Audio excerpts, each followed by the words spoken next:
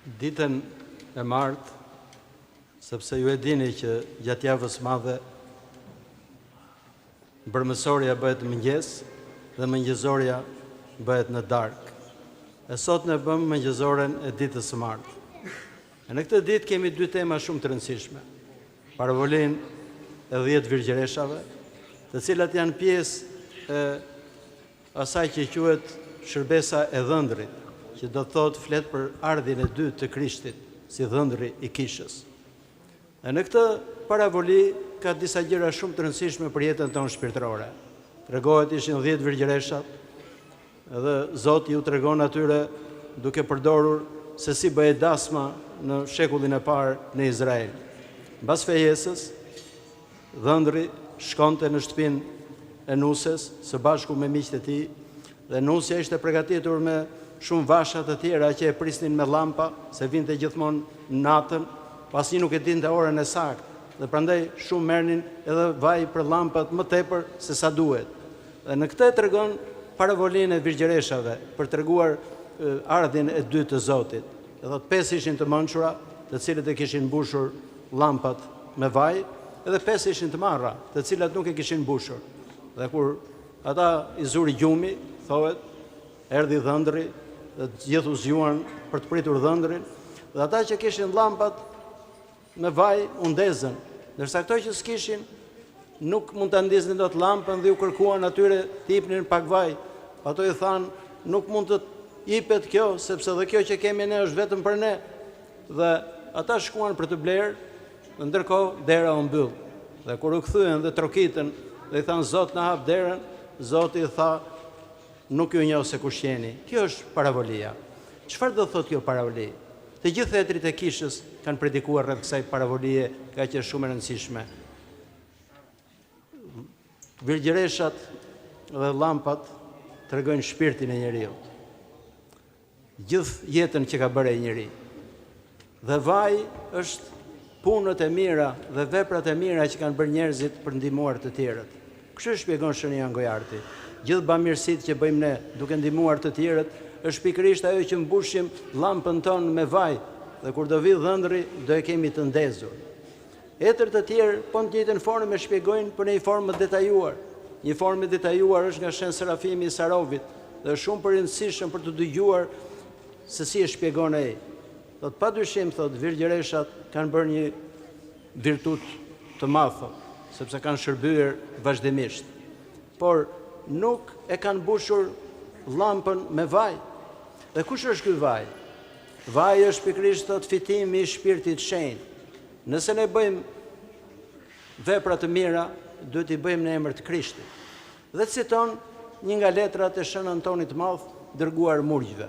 E thot shumë murgjë dhe virgjëresha, e ka fjalën për mugeshat, nuk e kuptojnë që në shpirtin ton janë 3 dëshira, 3 vullnete.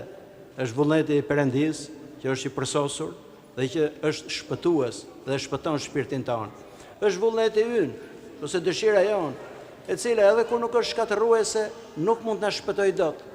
E treta është vullneti dhe dëshira e të ligut, i cili jo do mundohet që mos të bëjnë njerëzit vepra të mira, ose nëse do i bëjnë, nuk do i bëjnë për njerëzit e tjerë, po do i bëjnë që të mburren ata vetë. Dhe vullneti i të ligut nuk shpëton dot, po shkatërron. Ndërsa vullneti jonë shpeshherë mund të duket i mirë në sy. E shumë njerëz që mund të bëjnë bamirësira, vepra të mira, por këto vepra të mira, nëse nuk bëhen për Zotin, e nuk bëhen për njerëzit, por për veten tonë, nuk do kemi dobine. Llampa nuk do ndizet, e nuk do e marrim dot vajin e ngazëllimit, siç e quan psalmisti. Shpeshherë njerëzit i bëjnë për të dukur, ose i bëjnë për të lavdëruar. E njerëz të tillë, nëse ata nuk përfshihen vetë, e nuk do lavdërojnë, ata nuk bëjnë asgjë. Madje shpeshherë bëjnë të kundërt për të shkatëruar veprat e mira të tjerëve. Dëshira nga krenaria nuk është vepër e mirë. Jo çdo punë e mirë në dukje mund të jetë e mirë. Punë e mirë në dukje është ajo që bëhet në emër të Krishtit, që do thotë ne e bëjmë nga dashuria që kemi në shpirt për njerëzit e tjerë. Madje as duam të dukemi e të lavdërojemi. Nëse e bëjmë këtë formë, ne kemi mbledhur vajin dhe llampa jonë do ketë vaj. E në ditën e ardhjes së Zotit do paraqitemi me llampën e ndezur, që do thotë që do pranohemi në mbretërinë e Zotit. Dhe paravolia e dytë është e talantave, që është po e njëjta me këtë. Talanta është një fjalë fenikase që ka kuptimin e një peshe të caktuar, një sasi e peshe për argjendin ose për arin, dhe më vonë mori kuptimin e dhuratave, nga vjen dhe fjala talent. Talent është fjala talanta. E Zoti i ka dhënë çdo njeriu një talent. Dikujt më shumë, dikujt më pak, për arsyet që i di ai. Në paravolinë e talentave ne kemi që njëri t'i dha 5, tjetri t'i dha 2 dhe njëri t'i dha 1. Ai që kishte 5 e punoi talentin e tij dhe prodhoi 5 talenta të tjera. Ai që kishte 2 bëri 2 të tjera dhe dyfishoi atë. Ndërsa ai që kishte 1 e fsheu talentin. Dhe Zoti e dënoi atë pikërisht se fsheu talentin. Çdo talent që Zoti na ka dhuruar ne duhet ta dyfishojmë. Dhe çmimi do jetë po i njëjtë, shpërblimi. Të gjithëve që do të dyfishojnë do thotë hyni në gëzimin e Zotit tënd. Vetëm kur ne shpërdorim talentin dhe nuk e përdorim, atëherë është në dëmin tonë. Ne nuk e kemi garen me njerëzit e tjerë, çdo njeri.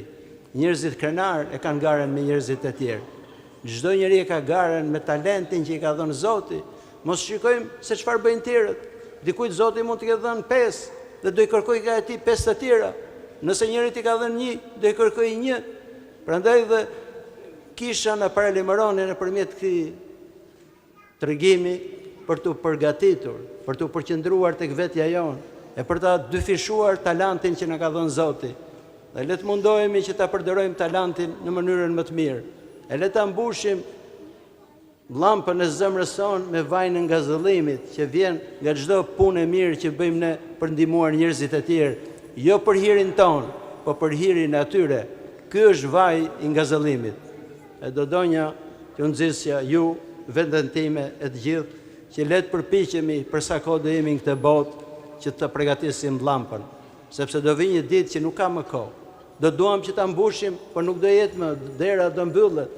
E çdo njeri do gjykohet në çastin që do merret. Është një histori shumë e bukur nga murgjit e shkretirës, që vjen një murg i cili kishte bërë një mëkat dhe i thot Jerondit e tij, Jeron thot rash. Ai thot ngriu. Rash përsëri, ngriu përsëri thot. Dhe lutu që kur të vi Perëndia të gjej të ngritur.